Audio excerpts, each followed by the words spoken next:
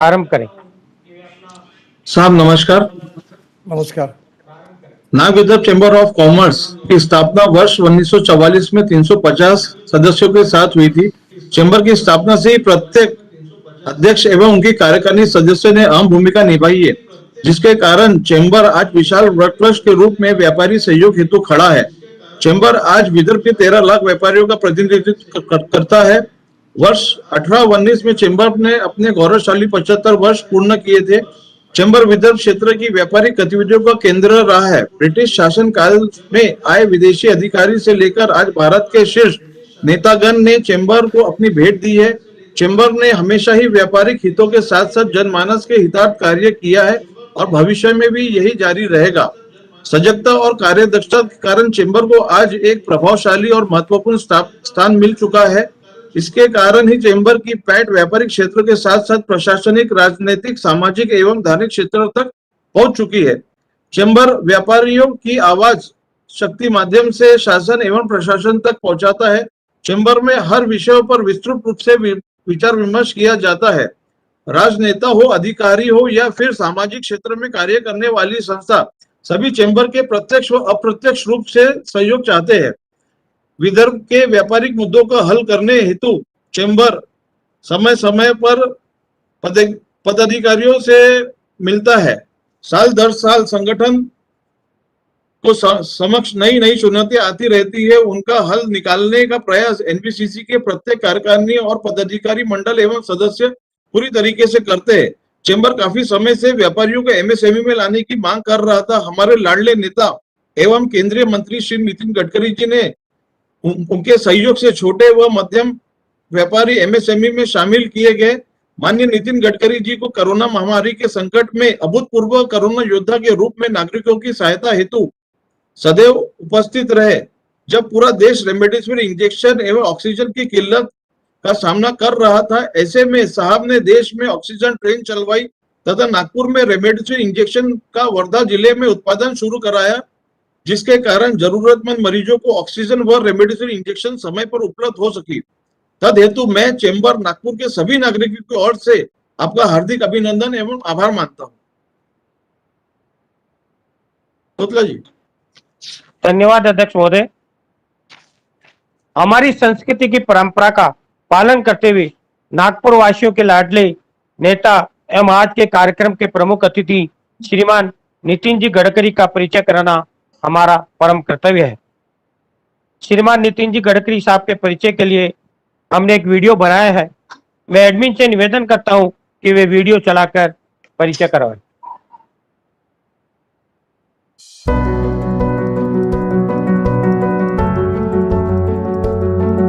There are followers, there are leaders, and then there are visionary.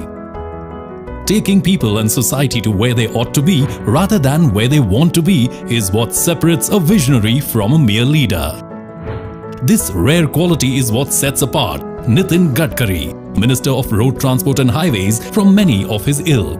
Born in 1957 into a free-thinking agricultural family, Nitin Gadkari at heart has always been a social worker inspired by the RSS founder KB Hedgewar's ideals of humanity and nation building. Taking off as a Minister of the Public Works Department in 1995, Nitin Gadkari made groundbreaking changes in the speed the city of Mumbai traveled.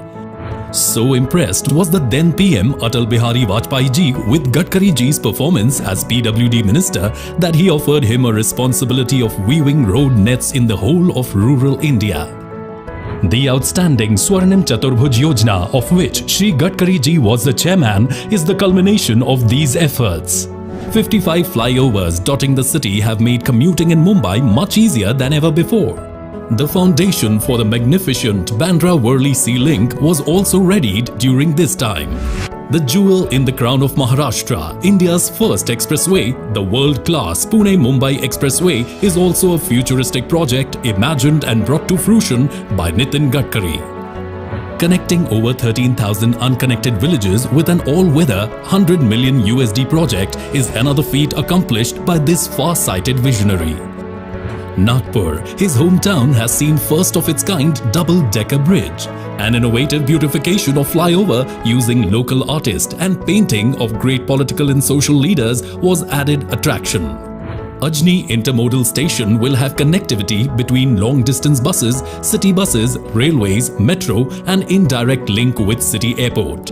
Nagpur Broad Gauge Metro, which is a commuter rail project planned for Nagpur city and extending up to adjacent areas of Wardha, Narkhed, Ramtek, Bhandara and Chhindwara. World-class institutions like IIT, IIM and AIIMS emerge and thrive under his watchful gaze. This is in addition to the over 1,000 Ekal Vidyalayas that go a long way into molding the future tribal generations. Performing over 10,000 successful heart surgeries is another stupendous achievement in his illustrious career as a warm-hearted do-gooder. The city of Nagpur is the first city to explore alternative biofuels for transport. These include Bio-CNG buses. His innovative idea of India's first of its kind CNG-run tractor has proved to be farmer-friendly, cost-effective and helping in reducing air pollution. In a historic push for biofuels, Gadkari ji is introducing flex engines which will run on 100% ethanol, directly providing additional income to farmers and the agricultural sector. Sanskritik Mahotsav, motivating local artists to go nationally. Krida Mahotsav, supporting local sportsmen to showcase their abilities and motivate them to go nationally and on Olympic level. Projects like AgroVision are helping farmers with latest technologies and practices. His idea of using sewage water for power generation, use of ethanol as fuel have added a whole new dimension to the city's development program. As India's current Minister of Road Transport Highways, he has re-energized the whole sector with his clear vision. With more than 40,000 kilometers of national highways constructed in the last 7 years, 60,000 kilometers of new roads under his supervision are being constructed. The speed of road construction from a mere 3 kilometers in 2014 has grown to 40 kilometers in 2021. The dazzling Delhi-Mumbai Expressway has set 4 new world records with 12,500 cubic meters of concrete being laid down on the 4-lane stretch of 25.4 kilometers.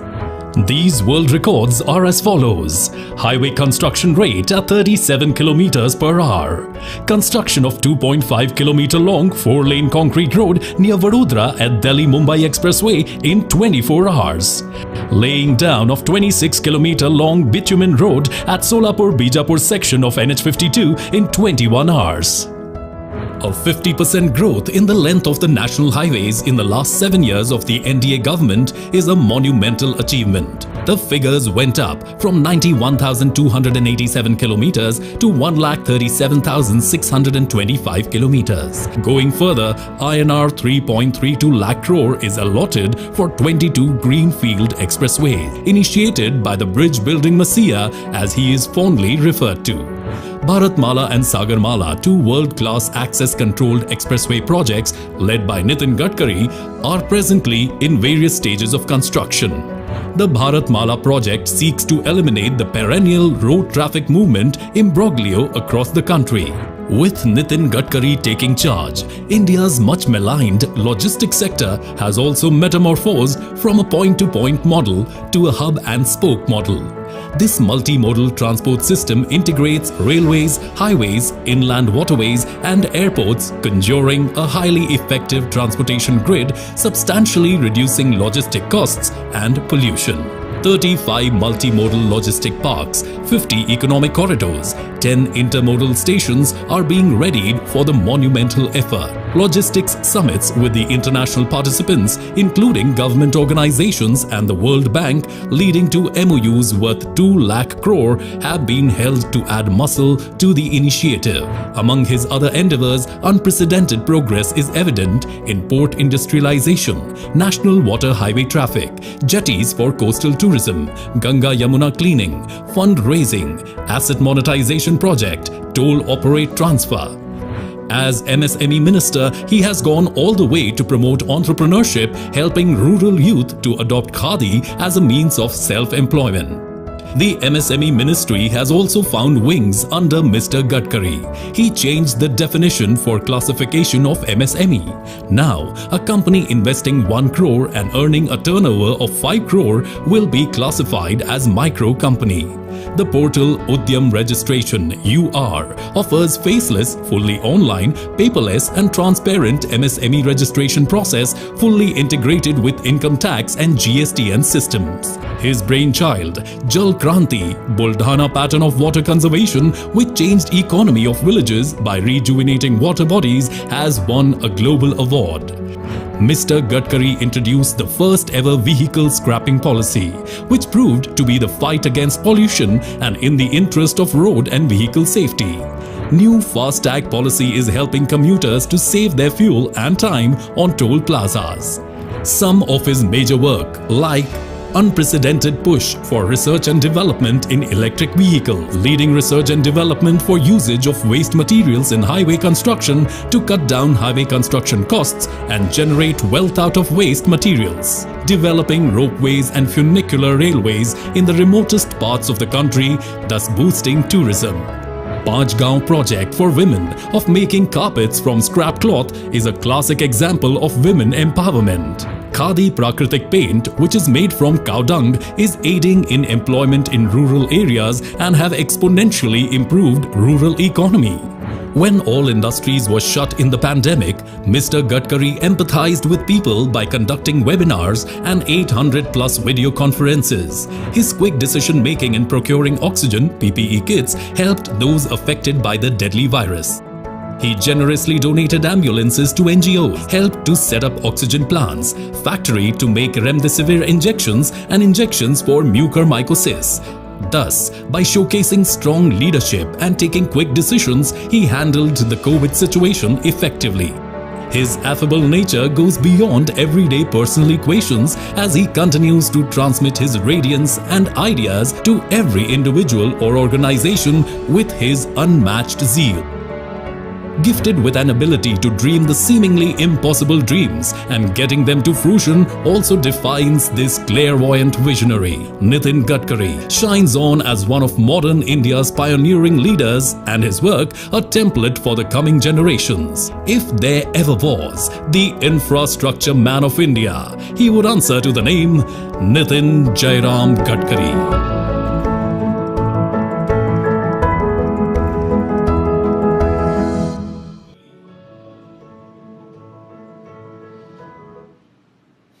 धन्यवाद जी। नागपुर के सांसद हमारे लाडले नेता एवं केंद्रीय मंत्री श्री नितिन जी गडकरी का आज के कार्यक्रम में शाब्दिक स्वागत एवं हार्दिक अभिनंदन करता हूं। मैं ज्यादा समय न लेते हुए हमारे नागपुर के विकास पुरुष, जिनकी मधुर मुस्कान से ही उनसे मिलने वालों की आधी परेशानी दूर हो जाती है तथा जिन्हें सुनकर शरीर में एक नई ऊर्जा शक्ति का आभास होता है, ऐसे हमारे चाहते माननीय केंद्रीय मंत्री श्री नितिन जी गडकरी साहब से निवेदन करता हूं कि वे कोरोना काल से निकले हुए हम व्यापारियों का मार्गदर्शन करें। माननीय श्री नितिन जी गडकरी से निवेदन करता हूं कि वे हमारा मार्गदर्शन करें। नमस्कार। हमारे Nag Vidarbha chamber of commerce के अध्यक्ष मेहाड़ी जी, सभी पदाधिकारीगण, आदरणीय कैलाश चंद्र जी अग्रवाल भी मुझे दिख रहे हैं, सभी पूर्व प्रेसिडेंट, पूर्व पदाधिकारीगण जिनसे मैं व्यक्तिगत रूप से परिचित हूँ, ऐसे सभी सम्मान्य अतिथिगण। वैसे मुझे मेरा परिचय आपको करने की कोई आवश्यकता नहीं है कि आप में से बहुतांश लोगों को मैं पिछले 40-45 साल से जानता हूँ। सबसे पहले मैं समझ सकता हूँ कि कोविड के काल में आप सब लोगों ने कितने अड़चनों का और समस्याओं का सामना किया है। बहुत कठिन समय से हम गुजर रहे हैं और स्वाभाविक रूप से हमारे सामने अनेक चैलेंजेस भी इसके कारण है। फिर भी मैं आप सबका अभिनंदन करूंगा, शुभेच्छाएं दूंगा कि इतने कठिन काल में भी आप संघर्ष करके आप इससे बाहर निकलकर फिर से एक बार आपने आपके उद्योग व्यवसाय को शुरू किया है। आपकी ये इच्छा शक्ति, विजयी मनोवृत्ति निश्चित रूप में देश और समाज के प्रगति के लिए हम सबको उपयोगी होगी। जहाँ तक Nag Vidarbha chamber of commerce है, ये हमारे उद्योग व्यापार क्षेत्र की पेरेंट ऑर्गेनाइजेशन है और इसमें नागपुर और विदर्भ में उद्योग व्यवसाय व्यापार बड़े प्रमाण पर बढ़े, यहाँ रोजगार निर्माण हो, ग्रोथ रेट बढ़े, पर कैपिटा इनकम बढ़े, एग्रीकल्चर ग्रोथ रेट बढ़कर यहाँ परचेसिंग पावर बढ़े और इन सब के कारण कैपिटल इन्वेस्टमेंट आएगी, उससे एम्प्लॉयमेंट पोटेंशियल खड़ा हो और एम्प्लॉयमेंट पोटेंशियल अगर खड़ा हुआ तो यहाँ की गरीबी दूर होगी और यहाँ के किसान कभी आत्महत्या नहीं करेंगे। जो विदर्भ आज किसानों के आत्महत्या के लिए प्रसिद्ध है, वही विदर्भ में किसान फले फूल कर अच्छा काम करेंगे। यही मकसद मेरे साथ आप सबके मन में भी है और इसलिए संस्था का, Nag Vidarbha chamber of commerce का उद्योग व्यवसाय के साथ, व्यापार व्यवसाय के साथ काफ़ी अच्छा आप सबका संबंध भी है और आप उसके जानकार भी हैं। पहले ऑक्ट्राय था, फिर बीच में वो ऑक्ट्राय के बजाय पर कौन सा टैक्स आया था, जी नहीं, नागपुर में एक आया था, पृथ्वीराज चौहान ने लगाया था, एलबीटी। तो एलबीटी ने आपको तकलीफ दी, फिर वो ऑक्ट्राय था, अब खत्म हो गया है और जीएसटी भी आया जिससे सरलीकरण हुआ है। और जीएसटी और इनकम टैक्स में और विशेष रूप से सभी टैक्सों के बारे में अब जो कंप्लायंस है वो कम से कम होना चाहिए। घर में बैठकर सब काम होना चाहिए, ना कोई सरकारी अधिकारी आपके दुकान में आना चाहिए, ना आपको ऑफिस में जाने की आवश्यकता पड़नी चाहिए, यही हम सबको लगता है। और इसलिए महानगर पालिका, एनआईटी सबको डिजिटलाइज करना, सिस्टम को सुधारना और लोगों को तकलीफ नहीं देना, कंप्लायंस को ख़त्म कर देना और डिजिटल एडमिनिस्ट्रेटिव सिस्टम तैयार करना ताकि घर में बैठकर सब काम हो जाए। अभी मैंने आरटीओ से रिलेटेड 18 काम ऐसे किए हैं, निर्णय किए हैं कि जिसमें आपको आरटीओ ऑफिस में जाने की आवश्यकता नहीं पड़ेगी। तो स्वाभाविक रूप से ये जो डिजिटल टेक्नोलॉजी का उपयोग करके सबसे पहले हमारे उद्योग क्षेत्र और व्यापारिक क्षेत्र के लोगों की तकलीफें बंद हो, जो बार बार इंस्पेक्टर राज है उससे हमको मुक्ति मिले, यही हमारा प्रयास रहा है। काफ़ी प्रमाण में काम हुआ है, पर अभी महानगर पालिका के लेवल पर, जिला पंचायत के लेवल पर या अनेक गवर्नमेंट ऑफिसेस को लेकर जो भी समस्या है उसके बारे में Nag Vidarbha chamber of commerce के एक्सपर्ट लोगों ने कमेटी अपॉइंट करके इसमें निश्चित रूप से कुछ उनका समस्या को लेकर कुछ इससे और सरलीकरण, transparency, time bound decision making process and corruption free system होने के लिए कुछ आपके सुझाव होंगे तो आप जरूर दीजिए, हम सब उसका फॉलोअप करेंगे। और मैं ये मानता हूँ कि अभी जितने प्रमाण में हम सब लोग चाहते हैं उतना पर्याप्त मात्रा में अभी तक बदल नहीं हुआ है, वो हम लोग करेंगे और दोनों बाजू से सभी स्टेक होल्डर से इसके लिए सहकार्य मिलेगा। तो अच्छी गुड न्यूज़ आज मैं आपको शेयर करना चाहूँगा कि हमारी लॉजिस्टिक कॉस्ट है वो वर्ल्ड में सबसे ज़्यादा है। हमारी लॉजिस्टिक कॉस्ट 17 से 18% है। विशेष रूप से यूरोपियन कंट्री और अमेरिका में ये 12% है, 12 से 13%, और चाइना में 8 से 9% है।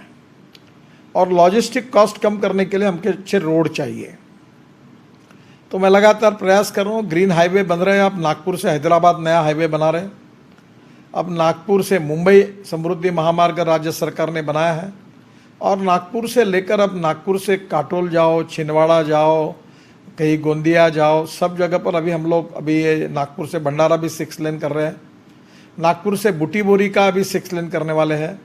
तो लगभग नागपुर से और विदर्भ के जितने रोड हैं तो देश के भी कर रहे हैं, तो सब स्वाभाविक रूप से अभी मैं बीच में गया था कर्माझरी, तो जबलपुर से नागपुर जाने के लिए 6 घंटे 7 घंटे तक लगते थे, तो लोगों ने मुझे बताया कि 2.5 घंटे में और 3 घंटे में लोग जबलपुर नागपुर प्रवास करने लगे। तो एक तो रोड सेक्टर में काफ़ी सुधार हुआ है जिससे लॉजिस्टिक कॉस्ट कम होगी।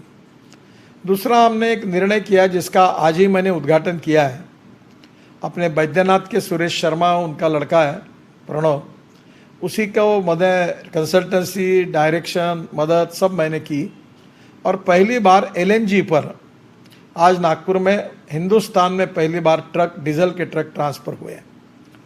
ये डीजल का ट्रक जो होता है ये एक इसमें 5 किलोमीटर एवरेज देता है 1 किलो गैस में। और एक डीजल ट्रक को कन्वर्ट करने के लिए टोटल 10 लाख रुपए लगते हैं। और 10 लाख रुपए खर्चा करने के बाद ये पैसा केवल 295 दिन में वसूल हो जाता है। इसका कारण एलएनजी में जो इकोनॉमिक्स है वो काफ़ी सस्ता है। और इसलिए आने वाले समय में जब हमारे ट्रक ट्रांसपोर्ट एलएनजी और सीएनजी बेस हो जाएंगे तो हमारी ट्रांसपोर्ट कॉस्ट 50% कम हो जाएगी, और जिसका फ़ायदा उद्योग व्यापार क्षेत्र में आप सबको होगा। तो पहली बात, इसकी शुरुआत हिंदुस्तान में पहले देश के रूप में आज नागपुर में शुरू हुई है। और अभी ही आज बड़े प्रमाण पर लोगों ने उनको 2000 ट्रक को कन्वर्ट करने के ऑर्डर दिए। और अभी वो नागपुर से जबलपुर, नागपुर से मुंबई, नागपुर से पुणे, नागपुर से भोपाल, फिर नागपुर से हैदराबाद, नागपुर से चंद्रपुर, और ये जो जितने बड़े रोड है वो रोड पर अभी वो फिलिंग स्टेशन डाल रहे हैं। तो ये स्टेशन आने के बाद गैस स्टेशन बन जाएंगे तो बसेस भी चलेगी, तो टिकट के रेट 40% कम हो जाएंगे। इसका कारण एलएनजी भविष्य का फ्यूल है और सस्ता है, उसका एवरेज ज़्यादा है और कंपैरेटिवली ग्रीन फ्यूल है, और डीजल पेट्रोल की तुलना में हमारी कॉस्ट भी कम हो जाएगी। तो सबसे बड़ा फ़ायदा इसका होगा तो लॉजिस्टिक कॉस्ट में आप सबको होगा। आज ही वहाँ मैं था तो प्यारे खान करके जो ट्रांसपोर्टर है उसने अपने ट्रक आज ही 5 बनाए, तो उनको टाटा ने ऑर्डर दिया है कि एलएनजी ट्रक पर ट्रांसपोर्ट करने के लिए।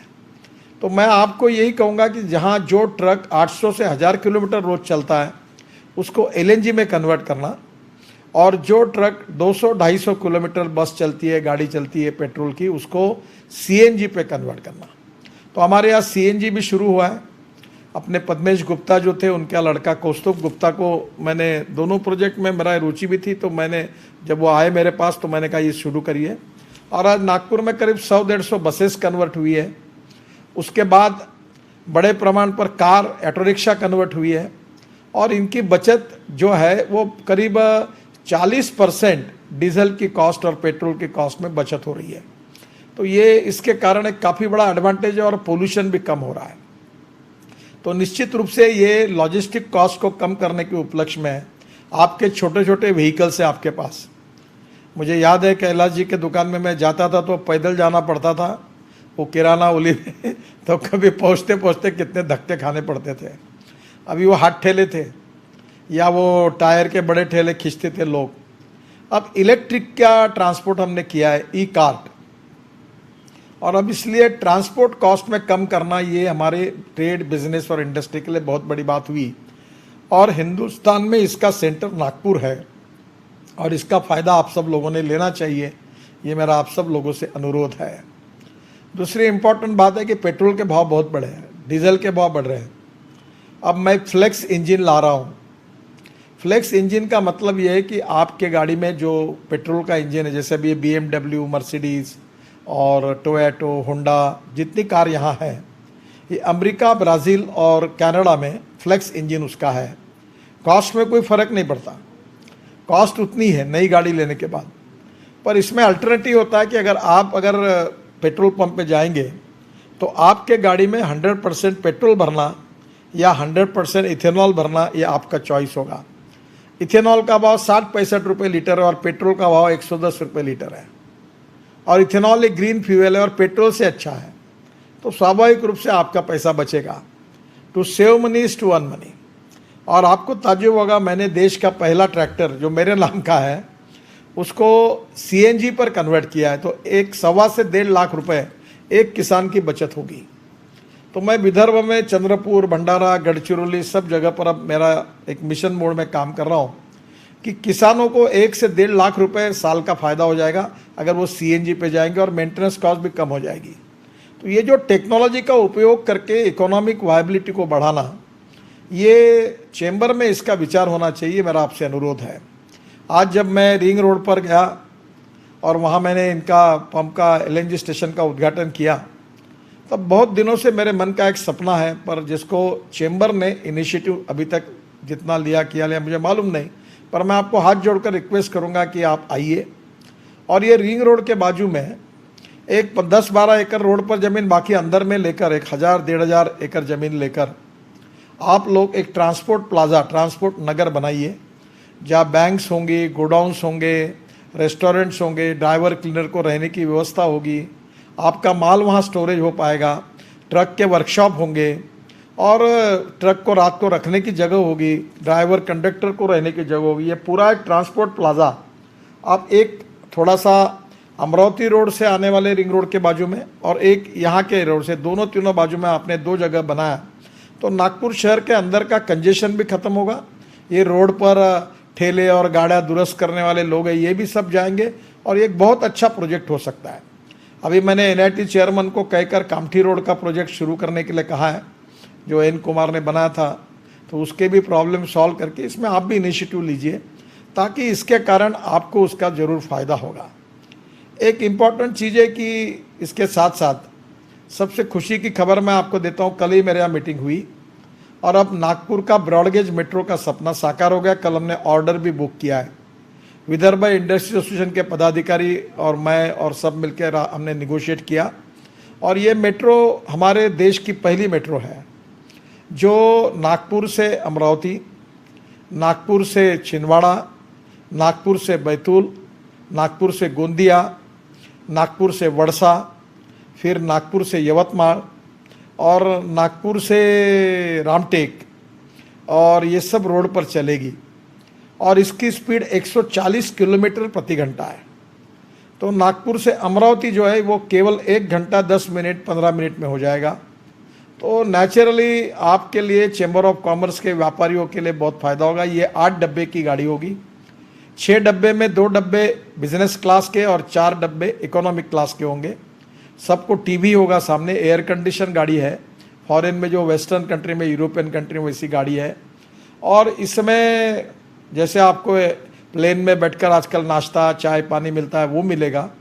इसके साथ साथ एयर होस्टेस जैसी लड़कियां लड़के उसमें सेवा देंगे और विशेष रूप से इसमें 2 डब्बे जो होंगे माल के लिए होंगे, दवाइयाँ, मिल्क प्रोडक्ट्स, सब्जियाँ। तो 1 डब्बा सामने और 1 डब्बा पीछे जो एयर कूल्ड होगा, एयर जिसमें आप कोल्ड स्टोरेज जैसी व्यवस्था होगी, तो हमारा माल उसमें जा सकेगा। तो छोटे व्यापारियों को नागपुर से कोई माल खरीदी किया गया तो उधर ले जाएंगे, जैसे स्टील और सीमेंट के लिए उपयोगी नहीं है, पर आपके छोटे छोटे मटेरियल जो है दवाई के व्यापार के लिए इसका फ़ायदा होगा। और मुझे लगता है ये अभी 1 साल के अंदर, मैंने उनको कल टाइम लिमिट दी है, 1 साल 1.5 साल के अंदर वो नागपुर में शुरू हो जाएगा।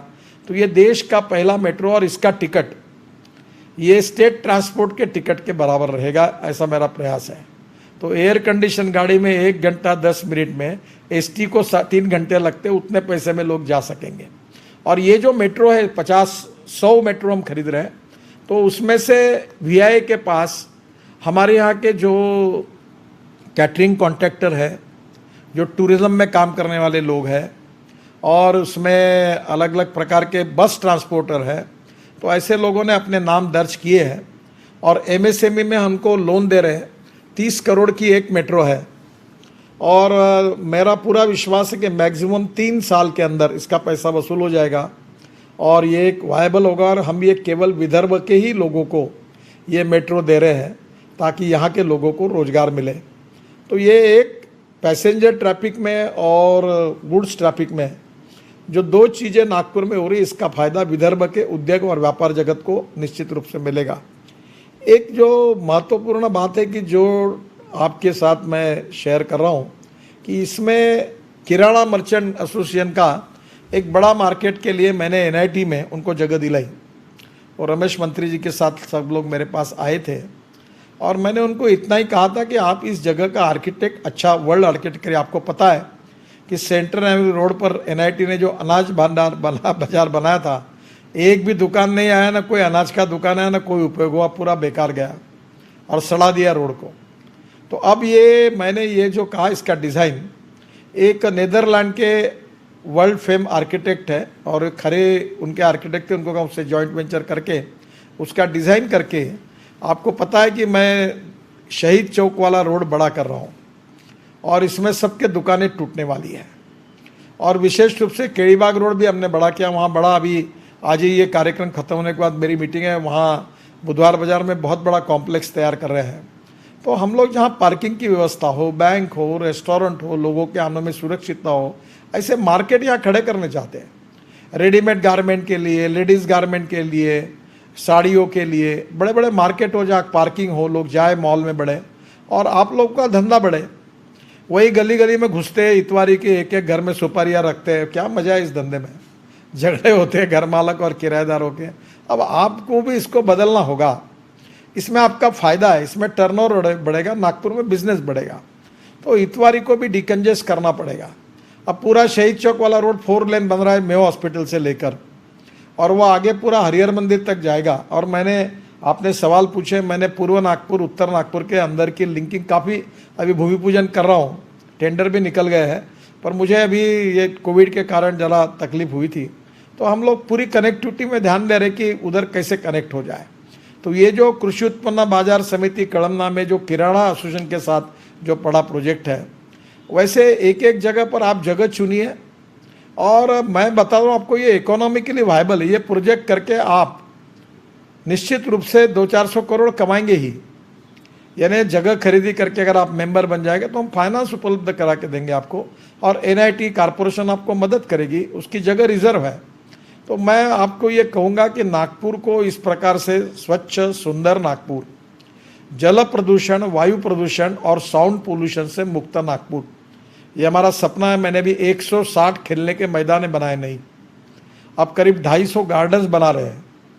सभी जगह पर बड़े बड़े ब्रिजेस बना, अभी कमाल टॉकीज चौक से उधर से यानी कामठी रोड से लेकर ताजबाग तक, नई शुक्रवारी रोड से आकर यहाँ रोटरी बन रही है अशोक चौक पर, नाग नदी के वहाँ से लेकर पूरा यहाँ तक। और फिर ये जो नया मल्टी मॉडल हब बनेगा अजनी में, तो इसके कारण तो आपको सब बस सर्विस वहीं से होगी, रेलवे वहाँ होगी, मेट्रो नागपुर की ब्रॉडगेज मेट्रो वहाँ होगी, स्टैंडर्ड गेज मेट्रो वहाँ होगी।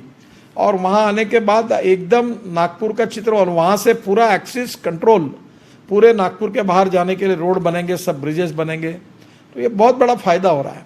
अब वर्धा में एक लॉजिस्टिक पार्क हमने शुरू किया है और मैंने एनएचआई को टेक ओवर करने के लिए कहा है, और वहाँ अब एक्सपोर्ट इंपोर्ट वहाँ से आसानी से हो पाएगा। नागपुर ये ड्राई सैटेलाइट पोर्ट बनाने की मेरी इच्छा है। अब एक्सपोर्ट इंपोर्ट करने के लिए मुंबई जाने की ज़रूरत नहीं, भले समुद्र नहीं है, पर आपका माल वर्धा में हमारे पोर्ट में बुक होगा और यहाँ से डायरेक्ट दुनिया के कहीं भी जाएगा। हमने संतरे के लिए, आपको पता होगा कि करीब अनेक गाड़ियाँ छोड़ी और संतरे को अच्छा मार्केट मिला। तो नागपुर के उद्योग व्यापार क्षेत्र में अगर आप इस प्रकार से लार्ज स्केल में एक्सपोर्ट में देश भर में अगर ये काम करेंगे तो नागपुर में बहुत बड़ा पोटेंशियल है। पर एक विजन चेंबर ऑफ कॉमर्स को तैयार करनी पड़ेगी कि भाई नागपुर का उद्योग व्यवसाय का टर्नओवर आज जितना है उससे दुगना कैसे होगा। क्या नए नए प्रोडक्ट नागपुर मार्केट में हम लोगों को डेवलप कर सकते हैं। जब तक इंफ्रास्ट्रक्चर नहीं होगा, water, power, transport and communication नहीं हो पाएगा। देखो, हमसे अमरावती छोटा शहर है, वहाँ के व्यापारियों ने मिलकर शहर के बाहर रेडीमेड गारमेंट का कितना बड़ा हब बनाया। जब अमरावती वाले कर सकते तो नागपुर वाले क्यों नहीं कर सकते। और इसलिए ये बहुत सी बातों के बारे में मैं आपसे अनुरोध करूंगा कि मैं नागपुर का हूँ, मेरा जन्म नागपुर में हुआ है और वो भी महाल में हुआ है, और महाल इतवारी को मैं छोड़ने वाला नहीं हूँ। मैं कुछ दिनों के लिए बाहर आया हूँ, मैं फिर से महल में जाने वाला हूँ और वही रहने वाला हूँ। वही जन्म हुआ, वही मरना है। इतना अटैचमेंट वो महाल, इतवारी सबसे, पर हम इसको सुधारना चाहते हैं। और सुधारने के लिए लोगों की भी मानसिकता होनी चाहिए, सभी बातों में सुधार करें। और पावर के रेट को भी अभी धीरे धीरे, भरतिया जी जानते हैं कि हम लोग सोलर पावर तैयार कर रहे हैं 2 रुपये 40 पैसे की। तो अब नेचुरली वो पावर ऐड हो जाएगी। और पावर में अभी हमने इलेक्ट्रॉनिक मीटर को मंजूरी दी है। अब इसके बाद जैसे मोबाइल फ़ोन होता है वैसे आपके घर में दुकान में मीटर होगा, आपका कार्ड आप चार्ज कर लो और जितना पैसा भरो उतना बिजली यूज़ करो। अगर आपका पैसा ख़त्म हो गया तो बिजली गुल। अब ना बिल भरना ना कुछ भरना। और इसके लिए 3.5 लाख करोड़ भारत सरकार से खर्चा कर रहे हैं। तो आपके इंडस्ट्री में आपका कार्ड होगा, आपके घर में आपका कार्ड होगा, और बिजली भी धीरे धीरे सस्ती करने का प्रयास हो रहा है। और ये ट्रांसमिशन डिस्ट्रीब्यूशन के लॉसेस कम करेंगे, चोरियाँ कम होगी। तो भारत सरकार ने 3.5 लाख करोड़ की योजना राज्य सरकारों के लिए बनाई है। मैं अनेक दिनों से उसके पीछे पड़ा था। और डिस्ट्रीब्यूशन, ट्रांसमिशन, जनरेशन को प्राइवेटाइज करने के बजाय हमने इसमें ये नई स्कीम लाई है, अब सबके मीटर बदल जाएंगे तो आपको इलेक्ट्रिसिटी बोर्ड की कोई तकलीफ ही नहीं, जैसे मोबाइल फ़ोन है वैसे आपके मीटर चलेंगे। तो धीरे धीरे टेक्नोलॉजी का उपयोग करके हमारे जीवन को सस्टेनेबल करने की अनेक योजनाएं हम सब ला रहे हैं और इसका फ़ायदा होगा। पर जब तक ग्रास रूट पर हमारे यहाँ उद्योग व्यापार नहीं बढ़ेगा, हमारा कृषि और ग्रामीण क्षेत्र में विकास नहीं होगा, इंडस्ट्री नहीं बढ़ेगी, रोजगार नहीं बढ़ेगा, पर कैपिटल इनकम नहीं बढ़ेगा तो कैसे होगा। और भरतिया जी, आप थोड़ा चार्टर अकाउंटेंट है, आप मैं एम्प्रेस मिल की जगह पड़ी है, मैं रेडीमेड गारमेंट के 2 जोन वहाँ का अभी मुझे जिन्होंने फार्मास्यूटिकल मार्केट बना है वो मेरे पास आए थे, उन्होंने ये एम्प्रेस मिल की जो तिलक पुतला के आपने यहाँ से जो टाटा पारसी के सामने जाती है वो जगह ली है, वहाँ रेडीमेड गारमेंट का एक जोन बन सकता है। अब गीता मंदिर के सामने मैंने हाउसिंग बोर्ड को कहा कि यहाँ एक बड़ा दुकान पूरी बरडी का मेन रोड यहाँ लाकर यहाँ बढ़िया रेडीमेड गारमेंट का जोन बन सकता है रिटेलर के लिए, होलसेलर के लिए नई जगह देखो। पूरे शहर में पेंट, हार्डवेयर, प्लास्टिक, इससे लेकर जितने प्रकार के होलसेलर्स है, एक एक एसोसिएशन आगे आए और बढ़िया मार्केट बनाए। मैं जगह देने के लिए तैयार हूँ और ये इकोनॉमिकली वायबल है, ये कोई फुकट का नहीं है। पर जब हम देने के लिए जाते तो आप क्या बोलते हैं, हमको फुकट में जगह दो। तुमको क्यों फुकट में दो? जब तुम्हारी जगह की कीमत जब आगे जाकर 10,000 रुपये स्क्वायर फीट होगी तो महानगर पालिका और एनआईटी ने तुमको क्यों फुकट में जगह देनी चाहिए? वो जगह खरीदने के बाद, तुमने बिल्डिंग बनाने के बाद भी तुम्हारा वैल्यूएडिशन होने वाला है। और इसके कारण अगर नागपुर में अगर ये बढ़ा तो आपका उद्योग व्यापार बढ़ेगा। ऑटोमोबाइल स्पेयर पार्ट्स का अभी नया मैंने स्क्रैपिंग पॉलिसी लाई। अब बड़े प्रमाण पर आपको बताता हूँ, इतने बड़े प्रमाण पर अभी ये इंडस्ट्री है कि 6.5 लाख करोड़ की ये इंडस्ट्री है। इसमें जो 2 व्हीलर है बजाज और टीवीएस, दोनों के एमडी यंग लड़के मेरे पास आते हैं, और हीरो, तीनों का 50% प्रोडक्शन एक्सपोर्ट हो रहा है। अब electric car, electric bus, electric bike आ रही है, अभी इथेनॉल की बाइक हम ला रहा हूँ, तो अब ये टीवीएस की भी और बजाज की, तो ये सब जितना बढ़ाएगी इकोनॉमी उससे रोजगार मिलेगा, रोजगार बढ़ेगा। बूटी बोरी अच्छा डेवलप हुआ। अब धीरे धीरे हमने रिंग रोड नागपुर का बना लिया है। तो मेरा आपसे यही अनुरोध है कि प्लान डेवलपमेंट में उद्योग व्यापार के क्षेत्र के लोग भी अपने लिए अगर अच्छी ये सब बातों का उपयोग करके जोनिंग में अगर अपने लिए योजना बनाएंगे तो बहुत अच्छा होगा। आपका ऑफिस आपने अच्छा बनाना चाहिए, जो आपका सिविल लाइन्स का है, उसमें कन्वेंशन सेंटर हो छोटा सा, वहाँ कॉन्फ्रेंस रूम्स हो, वीडियो कॉन्फ्रेंस हो, और ज़माने के साथ टेक्नोलॉजी के साथ हमें बदलना होगा, तब नई जनरेशन को हम कुछ देकर जाएंगे। और इसलिए निश्चित रूप से बोलने लायक बहुत सी चीज़ें हैं, पर अब काफ़ी परिवर्तन नागपुर में हो रहा है। और रोड इंफ्रास्ट्रक्चर, 24 घंटे पानी नागपुर में मिलने वाली देश की पहली सिटी है। ब्रॉडगेज मेट्रो पहली सिटी है। टॉयलेट का पानी बेचकर 325 करोड़ कमाने वाली पहली सिटी है। तो हमारे 24 घंटे पानी मिल रहा है। आज मैं ताजबाग में गया तो मैंने सवाल पूछा पानी की, पहले वहाँ बहुत प्रॉब्लम था, अब बोले 24 घंटे पानी आता है। तो हमने रोड के प्रॉब्लम सॉल्व किए, आज अपने पीने के पानी का प्रॉब्लम सॉल्व हुआ, अभी पावर कट, लोड शेडिंग की बात चली गई, अब धीरे धीरे काफ़ी अच्छी हुई, रोड के नेटवर्क अच्छा बन गया। अब नाग नदी पर हम 2400 करोड़ खर्चा कर रहे हैं, 1200 करोड़ का अजनी का स्टेशन वर्ल्ड का नंबर 1 का बेस बना। केवल एक चीज़ बाकी रही है, वो रही है नागपुर में इंटरनेशनल एयरपोर्ट का काम शुरू करना। देवेंद्र के समय टेंडर निकाला था, पर बाद में ये सरकार ने उसको कैंसिल किया। मैं भी प्रयास कर रहा हूँ, थोड़ा अभी गाड़ी लाइन पे आई है तो ये टेंडर हो जाएगा। मिहान में सब लोग आए, आज 62,000 नागपुर के जवान लड़कों को मिहान में काम मिला है, और ये 62,000 लोग 20 से 40-50 हज़ार रुपये महीना कमा रहे हैं, तब आपके दुकान का कपड़ा और किराना खरीद रहे हैं। इससे नागपुर की इकोनॉमी बढ़ी है। और मैं अब 2 साल में 1 लाख लोगों को वहाँ रोजगार देने वाला हूँ। TCS है, टेक महिंद्रा है, HCL है। अभी नागपुर में 22 एंड तक ये जो फाल्कन जेट एक 13 सीटर का वो नागपुर में बनेगा। अब नागपुर में इसमें जो अपना MRO होता है विमानों के लिए, वो प्रफुल्ल पटेल का लड़के का भी एक शुरू है, एयर इंडिया का भी है, और काफ़ी बड़े प्रमाण पर अब विमान सर्विसिंग के लिए नागपुर में आएंगे। तो नागपुर की इकोनॉमी को बढ़ाने के लिए इंडस्ट्री आनी चाहिए। अभी मैं 6.5 लाख करोड़ की ऑटोमोबाइल इंडस्ट्री को, जिसका मैं मंत्री हूँ, मैं उसको 5 साल के अंदर वर्ल्ड का नंबर 1 हिंदुस्तान को मैन्युफैक्चरिंग हब बना रहा हूँ। अब इलेक्ट्रिक ट्रक, इलेक्ट्रिक बसेस, अभी कंस्ट्रक्शन इक्विपमेंट मशीनरी का कल मैंने सेमिनार लिया उनको भी electric, ethanol, methanol, biodiesel, bio CNG, LNG पे कन्वर्ट करने के लिए मैंने कहा है। और ऑटोमोबाइल इंडस्ट्री ही अभी 10 लाख करोड़ की हो जाएगी। मैं सोच रहा हूँ कि यहाँ बड़े बड़े उद्योग आए और इससे हमारी यहाँ की इकोनॉमी बढ़े और लो एमिस क्राइम। वही गोनी पे बैठकर जीवन भर धंधा करना और सुपारी बेचना या शक्कर बेचना या हल्की बेचना, इससे थोड़ी तकदीर बदलने वाली है। You have to think something big. और ये विजन चैम्बर ऑफ कॉमर्स अपने एंटरप्रेन्योर्स जितने लोग हैं उनको दे। और इससे हमारे यहाँ जैसे नुवाल जी का उदाहरण है कि नुवाल जी यहाँ आए और चंद्रपुर में थे, मुझे बता रहे थे कि कोई लॉज पर रहते थे, रहने के लिए घर भी नहीं था, और 1 जनरेशन वो इंडस्ट्री 5,000-6,000 करोड़ की बन गई और आज पूरे देश में उनका नाम हो गया है। तो ये हमारा ट्रांसफॉर्मेशन होना चाहिए। ये 10-20-50-100 करोड़ के लोगों से नागपुर नहीं बनेगा। 5-5 हज़ार करोड़ के टर्नओवर करने वाले कम से कम 25 लोग जब नागपुर में होंगे तब नागपुर की इकोनॉमी बदलेगी।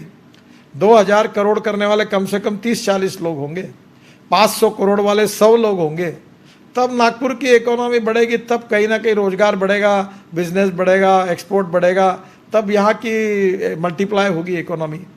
और इसलिए अब कॉटन यहाँ है, हमारे यहाँ खनिज है, मिनरल्स है, हमारे यहाँ उद्योग व्यवसाय के क्षेत्र में ये एक अच्छी विजन अपने एंटरप्रेन्योर्स को देकर हमको इसको बदलना होगा। कुछ बातें आपने बताई थी, इसमें कुछ आई है।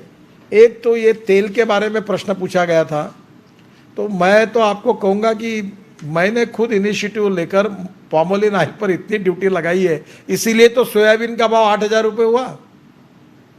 अभी सरसों का भाव बढ़ा। और दूसरा, हमने मिक्सिंग के बारे में सोयाबीन के साथ जो पॉमोलिन में, उसके लिए भी बंदी लाई है। और इसलिए नेचुरली अब ऑयल इंडस्ट्री विदर्भ में बढ़ेगी। और इस साल थोड़े रेट महंगे होंगे सोयाबीन के, धीरे धीरे लोग ज़्यादा लगाएंगे। सोयाबीन होगा, भुईमूग होगा, सरसों होगी, जवस होगा, सूर्यफूल होगा। और तेल बिया में 1.5 लाख करोड़ का इंपोर्ट हो रहा है। अब हमने उसके भाव उनको अच्छे दिलाए, इसलिए इसका एकरेज बढ़ेगा और तेल में हम लोग आत्मनिर्भर बनेंगे। तो निश्चित रूप से हमारी नीति यही है कि हम इसमें कैसे आगे जाएं। तो निश्चित रूप से आपके कुछ सवाल है, अगर आप कहेंगे तो मेरे पास आए, मैं उसी की आपको तुरंत जवाब भी दे देता हूं। नाग विदर्भ चैम्बर्स का के जो सदस्य है उसमें जो आपने सवाल पूछे हैं, प्रश्न राम अवतार तोतला जी, ये अश्विन मेहाडिया जी ने सस्ता खाद्य तेल आयात होने के कारण देश में निर्मित स्वदेशी खाद्य तेल आर्थिक संकट में आ रहा, इसका जवाब मैंने दिया। हमने कहीं नहीं उतनी ड्यूटी लगा दी है और इसीलिए मार्केट में सोयाबीन के, सूर्यफूल के, सरसों के भाव बढ़े, क्योंकि हमने वो ड्यूटी बढ़ाने के कारण पॉमोलिन तेल महंगा हो गया। और इसी के कारण आज ये मैं आपके विचार से सहमत हूँ और हम इसमें और ड्यूटी लगाएंगे समय आया तो, और जिससे हमारे तेल को निश्चित रूप से फायदा होगा। हेमंत गांधी जी ने कहा है कि व्यापारियों की फिजिकल एक्टिविटी हेतु चैम्बर के लिए लीज पर जगह उपलब्ध कराए। ये फुकट काम छोड़ दो। आप धंधे करने वाले हैं, करोड़ों रुपए कमाओ और करोड़ों खर्चा करो। ये देखो, backwardness becoming a political interest. तो ये आप ये सस्ते में दो, यहाँ फुकट में दो, ये मेंटेलिटी से बाहर आओ। आप कमर्शियल जगह खरीदी करो, अच्छे आर्किटेक्ट से डिजाइन करो और आप 10-20 करोड़ एसोसिएशन में कमाओ ना। फायदे की बात करा देता हूँ मैं आपको। ये मुझे लगता है कि व्यापारियों के लिए इतनी सब जगह जो है वो सस्ते रेट में आपको मिलेगी। हम देने के लिए तैयार है, कारपोरेशन की और एनआईटी की। ये फुकट में 1 रुपया लीज पर तुम धंधा करते हो, वहाँ होलसेल करोगे, पैसा कमाओगे, और कारपोरेशन को 1 रुपये पे क्यों मांगोगे और हम क्यों देंगे आपको? ऐसा लोग हमारे ऊपर टिक्का टिप्पणी करें, ये नहीं होता है। हम आपको कमर्शियल प्राइस से रिजनेबल प्राइस में देंगे और इसमें आप जरूर करिए। खेल और मनोरंजन का केंद्र ऑलरेडी हमने इतना बड़ा सुरेश भट्ट सभागृह बनाया। अब मैंने वहाँ व्यवस्था की है। व्यवस्था ये की है कि वहाँ एक स्क्रीन लगाया बड़ा, और मैंने गोबर से पेंट बनाना, और गाय की मिल्क इकोनॉमी है, मदर डेयरी लाई है। तो गाय को बचाने के लिए वो गाय को 2 लीटर के गाय से 25 लीटर वाली गोरी कैसी हो, उसकी टेक्नोलॉजी है, प्लस एक लेबोरेटरी खोली है तेलंगखेड़ी में। तो मैंने सब फिल्में तैयार कर ली है और वो फिल्मों में एक समय 2000 किसान बैठेंगे और देखेंगे। आप व्यापारियों के लिए बढ़िया फिल्म बनाओ और आपके लोगों को 2000 लोगों को सुरेश भट्ट सभागृह बैठो और पूरा पिक्चर 2 घंटे का दिखाओ, क्वेश्चन आंसर करो और आप उसका फायदा उठाओ, जिसके लिए मैं आपको ये मदद करने के लिए तैयार हूँ। हाईवे पर गाड़ियों पर वजन कराने पर शुल्क लगता है, उस शुल्क की प्रक्रिया समाप्त की जाए। अब ये कैसे फुकट में होगा? पहले 10 टन के गाड़ी में 14 टन ले जा रहे थे, 16 टन ले जा रहे थे, और उसके बाद ट्रांसपोर्टर अड़चन में। अभी मैंने कहा इसका वजन करो और 10 का 12 टन 12.5 टन कर दिया, अलाउ कर दिया लीगली, ताकि पुलिस वाले और बाकी लोगों की पकवाई ना हो, और इसको क्लियर कर दिया। अब उसका वजन करने का तो शुल्क लगेगा ही आपको। ये जो आप इस मानसिकता से बाहर आई है कि फुकट में है। If you want good services you have to pay for it. अगर 5 रुपए में चाय पीना है तो शहीद चौक में वहाँ फुटपाथ पर टपरी पर, और आपको होटल में पीना होगा तो 20 रुपये लगेंगे, 5 स्टार में जाओगे तो 200 रुपये लगाएंगे, तो उसका खर्चा ऐड होगा। तो ये वजन के लिए मैं सहमत नहीं हूँ। इसके लिए ट्रांसपोर्ट प्लाजा के बारे में मैंने आपको कहा, आप इनिशिएटिव लो ना।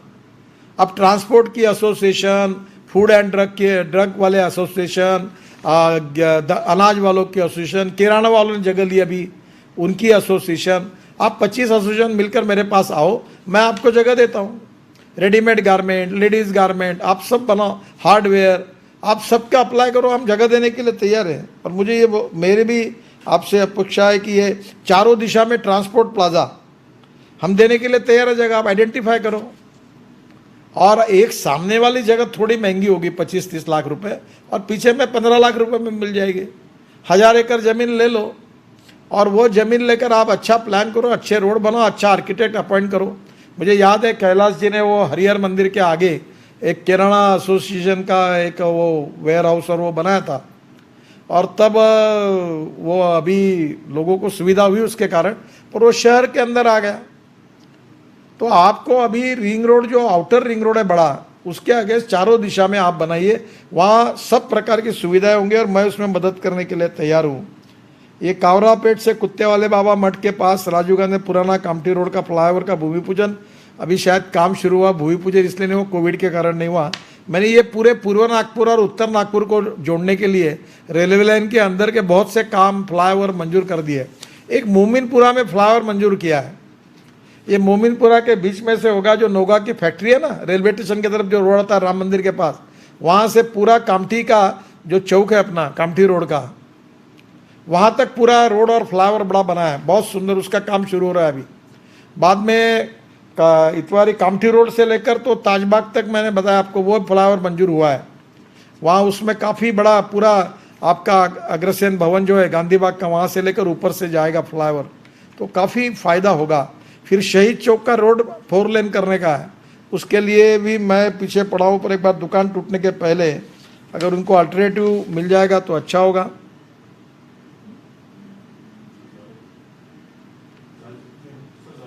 हाँ ठीक।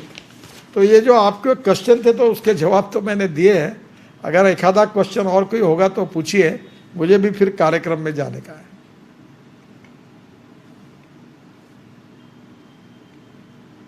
आपने प्राय सभी प्रश्नों के जवाब बड़े ही अच्छे से दिए। एक शायद आपकी नजर से चूक गया, आपकी नजर में आते आते। सर, आपसे निवेदन है कि Nag Vidarbha chamber of commerce को रेलवे की एनआरयूसीसी में जो है प्रतिनिधित्व मिलाने के बारे में आप थोड़ा सा प्रयास करें, इससे। वो तो आपका अधिकार होता है ना, वो अर्जुन आहूजा का प्रश्न है। मुझे लगता है आपका नाम आपने भेजा नहीं क्या रेलवे, मुझे लगता है आपका नाम आपने भेजा नहीं क्या रेलवे के पास। अब ये जो अध्यक्ष है चैम्बर के, एक बार मेरे पास आ जाए नाम लेकर, मैं आपके नाम का, वो एक्चुअली उसमें मैंडेटरी है चैम्बर ऑफ कॉमर्स का प्रतिनिधि लेना, और वो यहाँ डीआरएम के हाथ में है, किसके लेकर जानकारी लेकर आइए। मैं तुरंत उनको बोलता हूँ कि ऐसी प्रथा रही है, आप इसको तुरंत, इनके प्रतिनिधि का ये ठहराव है, इसको अपॉइंट करिएगा। ठीक, जी सर। धन्यवाद सर। बहुत सुंदर, बहुत ही अच्छा रहा, बहुत बढ़िया मार्गदर्शन। और अंतरराष्ट्रीय स्तर का शहर नागपुर बनने जा रहा है, और इसका लाभ सभी को होगा। बहुत बहुत बहुत आभार नितिन जी आपका, ग्रेट, बहुत बढ़िया काम है सर मैं आपको साथ है। सर, जो पिछली बार आपने वेयर हाउसिंग के लिए बोला था, तब लास्ट जो हमारी मीटिंग हुई थी 11 सितंबर 2020 में, उसके तुरंत बाद ही 15 से 20 दिन में हमने एक कंपनी बना के पालेवाड जी के साथ मीटिंग कर लिया। हमने ऑलरेडी जगह भी आइडेंटिफाई कर ली है। एक बार वो हमारा जगह हो जाता है तो उसके बाद एमएसएमई में हम लोग आपका आएंगे सर उसके लिए। अभी देखो, नागपुर ये 0 माइल है और जीएसटी के बाद नागपुर ये लॉजिस्टिक का इंडिया का कैपिटल बन सकता है। अमेज़न से लेकर सब बड़े लोग नागपुर में गोडाउन बनाना चाहते हैं। अगर इस समय रिंग रोड के आजू बाजू में अगर आपने प्लान किया तो बड़ी बड़ी कंपनियां नागपुर में आएगी, पूरे देश में यहां से माल डिस्ट्रीब्यूट होगा। तो मुझे लगता है कि ये बहुत बड़ी अपॉर्चुनिटी है और इसके साथ अपने उद्योग व्यापार रिंग रोड की तरफ आप ले जाइए और अच्छे मार्केट बनाइए, एयर कंडीशनिंग दुकान बनाइए, पार्किंग प्लेस बनाइए, अच्छे रेस्टोरेंट में वहां खाइए जो कम पैसे में आपको मिलेगा। तो लाइफ, क्वालिटी लाइफ को बदलिए। वो क्या है, गोनी पे बैठ के धंधा करके जिंदगी खराब करना, इसका कोई मतलब नहीं। हो इतवारी और शहीद चौक में वो कितना गंदगी हो गई, अब उसको बदलना पड़ेगा हमें। नई पीढ़ी जनरेशन नहीं कर पाएगी वो। तो मुझे लगता है कि आप इसको प्लान करिए। देखो, अगर जो इस समय नहीं बदलेंगे तो धीरे धीरे, अभी मैंने आपको बताया था कि इतवारी में एक समय मेरे बचपन में मेरे घर के सब व्यवहार इतवारी से होते थे। अब कोई जाता ही नहीं इतवारी, क्योंकि जाए कैसे, गाड़ी कहाँ रखे, कोई उससे किराने के दुकान में कोई जाता नहीं, कोई वहां कपड़े के दुकान में जाना बंद कर दिया। तो धीरे धीरे आप जब देखो, अमरावती का उदाहरण है कि उन्हें रेडीमेड का मार्केट बड़ा बना दिया, तो आज वो हिंदुस्तान का एक मार्केट प्लेस बन गई, लोगों के व्यापारी वहां आने लगे। तो मुझे लगता है थोड़ा इनोवेटिव अप्रोच में अच्छे आर्किटेक्ट से प्लान करके जगह बनाइए, अलग अलग प्रकार की एसोसिएशन को, उनको एक एक को प्रोजेक्ट बनाने के लिए कहिए। ये जो आपके ट्रांसपोर्टर है उनके एसोसिएशन अलग बनाएंगे, फिर ये 4 ट्रांसपोर्ट प्लाजा बनाएंगे, लॉजिस्टिक वाले लॉजिस्टिक पार्क बनाएंगे बाहर, उसके नगर बनाइए। जो रेडीमेड गारमेंट वाले वो अलग बनाएंगे। आप सबको विजन दीजिए, हम सबको जगह देने के लिए तैयार है। आज कारपोरेशन और एनआईटी के पास जगह है, हम लोग जरूर प्लान करेंगे और इससे अंडरग्राउंड पार्किंग होगा, अच्छा होगा, तो निश्चित रूप से आपकी क्वालिटी लाइफ में भी फर्क पड़ेगा। नितिन जी, 100 करोड़ का हमारा बेसिक कैपिटल हमने प्लान किया हुआ है।